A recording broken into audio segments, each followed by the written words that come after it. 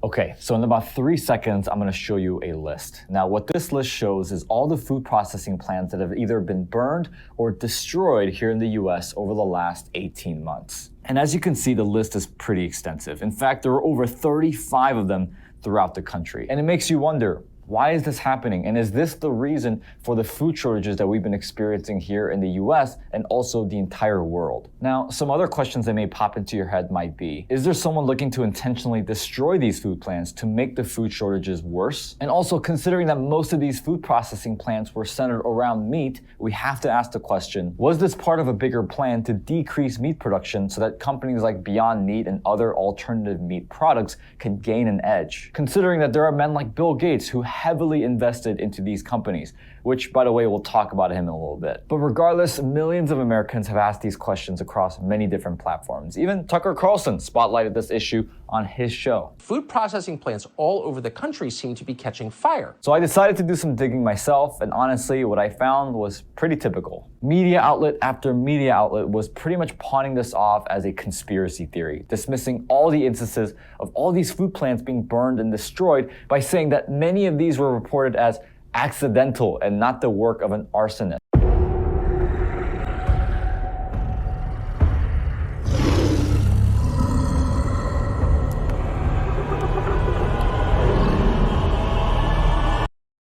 Bill Gates owns more land than all of the entire city of New York. Jeff Bezos' land is double the amount, clocking in at 420,000 acres. John Malone, the largest private landowner in America, owns 2.2 million acres all by himself, a landmass slightly smaller than the island of Puerto Rico. America is enormous, yet 100 of the richest and largest private landowners in America own 1.86% of all the land available in the United States, the majority of their land being forests, ranches, and farmland. Yep, here's your problem. Someone set this thing to evil. This is the remains of the South Fork Dairy Farm in Dimmitt. Part of this main part here where the cattle are held is probably a total loss, possibly. The dairy part, there's probably some damage from the smoke and maybe the fire. Sheriff Rivera says the extent of damage is still under investigation. It all started Monday night when Castro County Sheriff's Office had multiple calls coming in about an explosion and fire. Then more calls came in saying some employees were trapped inside a building. When officers arrived, they found only one worker inside. Dimmitt Fire personnel entered with their self-breathing apparatuses and were able to pull that person out. Eventually, that person was flown to Lubbock by AeroCare to UMC. We have learned that worker is a woman and remains in critical condition at last check. Upwards of 18,000 cattle also died. Land is only getting more valuable. In the mid-1990s, farmland was valued at less than $1,500 an acre, adjusted for inflation. By 2020, that number had grown to $3,160 an acre. It's expensive. So if somebody is desiring land, it is primarily people of wealth who can afford it. Institutional capital is growing and it's becoming a bigger piece of the market. It's about a $3 trillion asset class when you look at the whole U.S. However, not everyone is benefiting from the rise in farmland prices. It's going to continue to be harder for farmers, for beginning farmers like myself. If prices continue to go up, everything's going up. Land is critical, and it's the center of how we survive and persist as communities and as people. And farmland in the U.S. is something that we don't think about. Come on now, dog. Come on, man.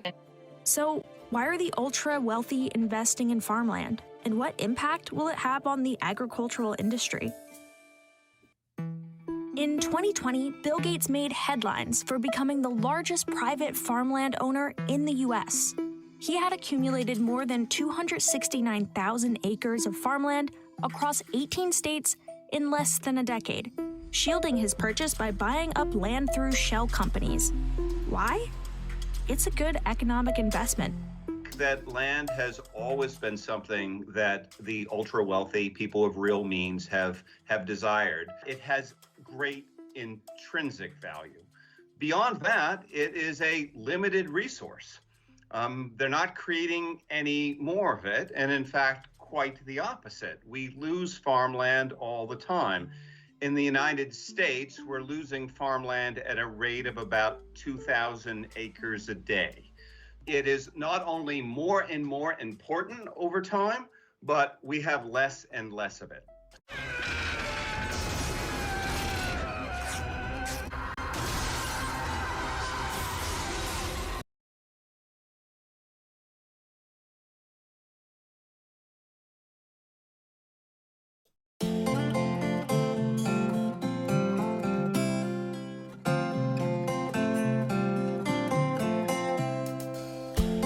Welcome, family, to another edition of Stranger Thinking Media. This is Yeshayahu. And today's topic, Beyond Impossible, Problem, Reaction, Solution, Part 4.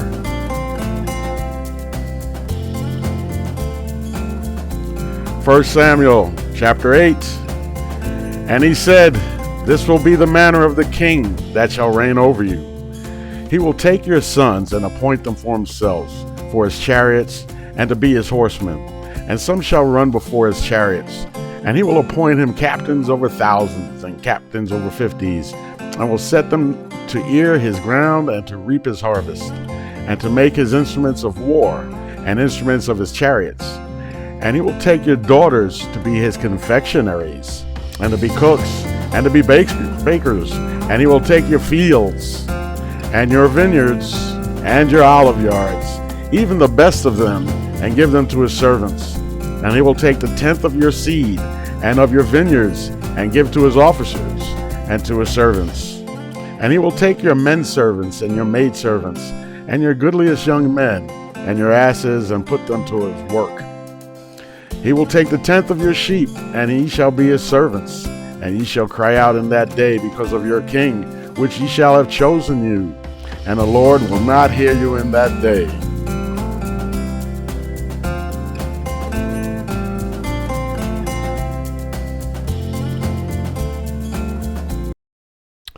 Well, this is, it's funny how I can go into the Bible and everything that's going on in the world, I can find some, symbiotic verses. But here in 1 Kings chapter 21 and verse 1, And it came to pass after these things that Naboth the Jezreelite had a vineyard which was in Jezreel, hard by the palace of Ahab king of Samaria. And Ahab spake unto Naboth, saying, Give me thy vineyard, that I may have it for a garden of herbs, because it is near unto my house, and I will give thee for it a better vineyard than it. Or if it seem good to thee, I will give thee the worth of it in money. And Naboth said to Ahab, The Lord forbid it me, that I should give the inheritance of my fathers unto thee. And Ahab came into his house heavy and displeased because of the word which Naboth the Jezreelite had spoken to him. For he had said, I will not give thee the inheritance of my fathers. And he laid him down upon his bed and turned away his face and would eat no bread.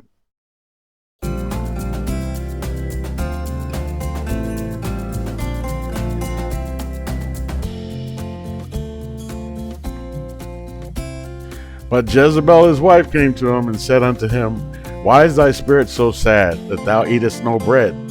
And he said unto her, Because I spake unto Naboth the Jezreelite, and said unto him, Give me thy vineyard for money, or else if it please thee, I will give thee another vineyard for it. And he answered, I will not give thee my vineyard. And Jezebel his wife said unto him, Dost thou now govern the kingdom of Israel? Arise and eat bread, and let thine heart be merry. I will give thee the vineyard of Naboth the Jezreelite.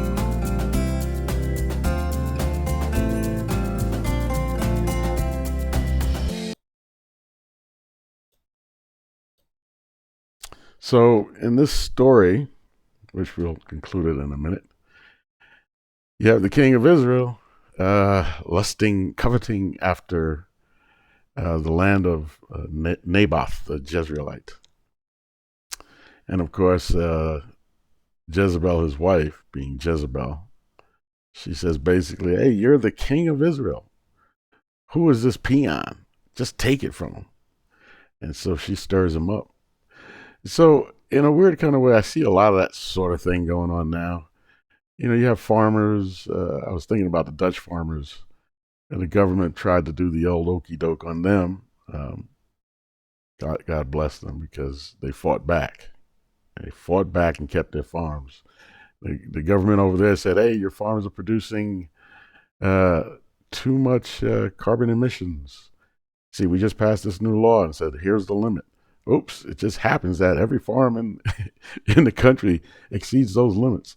Tell you what, we'll just buy it from you and take it off your hands. We'll give you a fair price for it, right? And they fought back. They said, no, these farms are the inheritance of our fathers. You cannot have it. And so they were about to send in the troops to take those farms, you know, because they violated the law. And there's an old saying, if you want to increase the crime rate, simple, pass more laws.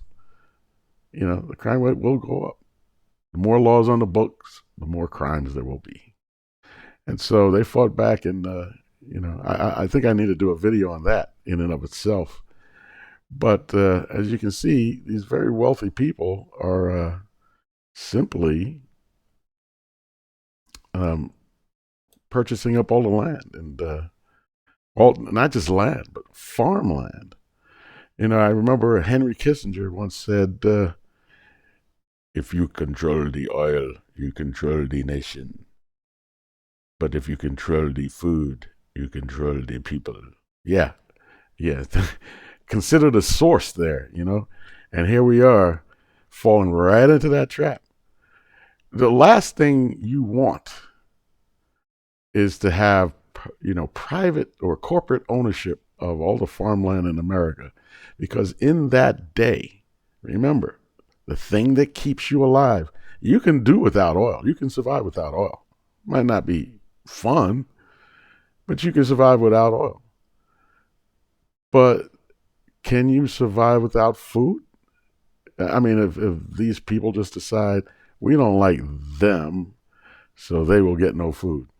You know, if you combine everything together, between the CBDCs that are coming, you know, central bank digital currencies, you know, where they'll be able to track your every expenditure and literally cut you off from your own money. In other words, sanction you. We've heard that word a lot, but you know, you can sanction nations and cause them a lot of grief. But you haven't previously, aforetime, been able to sanction individuals, because there's always a way around it. You know, you can get paid in cash, get paid under the table, whatever, but you could survive. But this is taking it to a whole new level. They can sanction you personally, and you can't get to your money. Add to that, they control all the farmland, so you get no food and you can't get to your money. You can't really even barter. You know, I mean, look, people, come on now. And at the same time, they'll have you eating Impossible Burgers or Beyond Meat or some super GMO tomatoes, you know, that have been irradiated and genetically changed so that the bugs don't want to eat them. Well, if the bugs don't want to eat them, probably means that no living organism wants to eat them, and that's what they're going to feed to us. So you got to really think this through. I think in these elections coming up, you know, they keep throwing the climate change at us, the global warming, all this stuff. Look at what they're doing. It's not us, you know, adding tons and tons of chemicals into the atmosphere. It's not us dumping poisonous and toxic water into Flint, Michigan. look who's doing all of this. You know, it's insanity. So, you know, just think it through, people. Where is this coming from? Where are we getting this from? So, anyways, Acts 4. And no, actually, that's a miscalc. It's actually 1 Kings. And she wrote, this is continuing with the Jezebel story. Sorry, my bad. Anyway, and she wrote, meaning Jezebel, saying, proclaim a fast and set Naboth on high among the people, and set 2 men, sons of Belial, you know, devilish men, before him to bear witness against him, saying, thou didst blaspheme God and the king, and then carry him out and stone him that he may die. And the men of his city, even the elders and nobles who were the inhabitants of his city, did as Jezebel had sent unto them, and as it was written in the letters which she had sent unto them. They proclaimed a fast and set Naboth on high among them. And there came in 2 men, children of Belial, the devil, and sat before him. And the men of Belial witnessed against him, even against Naboth, in the presence of the people, saying, Naboth did blaspheme God and the king. Then they carried him forth out of the city, and stoned him with stones, that he died. Then they sent to Jezebel, saying, Naboth is stoned, and is dead. And it came to pass, when Jezebel heard that Naboth was stoned, and was dead, that Jezebel said to Ahab, arise, take possession of the vineyard of Naboth the Jezreelite, which he refused to give thee for money. For Naboth is not alive, but dead. And it came to pass, when Ahab heard that Naboth was dead, that Ahab rose up to go down to the vineyard of Naboth the Jezreelite to take possession of it. Wow. That's kind of a sad story there. So, I tell you what, we are delving into some very dark times here, but as one commenter said, you know, God is still in charge. And if you know the end of the book, it all ends well. All's well that ends well. So, on that, I'll say farewell, family. I love you all so much. Thank you so much for continually supporting my content. If you did enjoy this video, hit the thumbs up button, subscribe, and turn on the notification bell, and share this with your friends and family. I'm sure they'd find it interesting as well. I'm very excited to continue this journey with you. I thank you all for bringing certain stories to my attention, and for continually keeping me updated with certain events around the world. I very much appreciate you all, and shout out to the channel members. You guys are great. May everybody have a beautiful and blessed day. Who is in the body of Messiah, Yahusha HaMashiach, Jesus the Christ of Nazareth. And I'll see you on the next video. Shalom.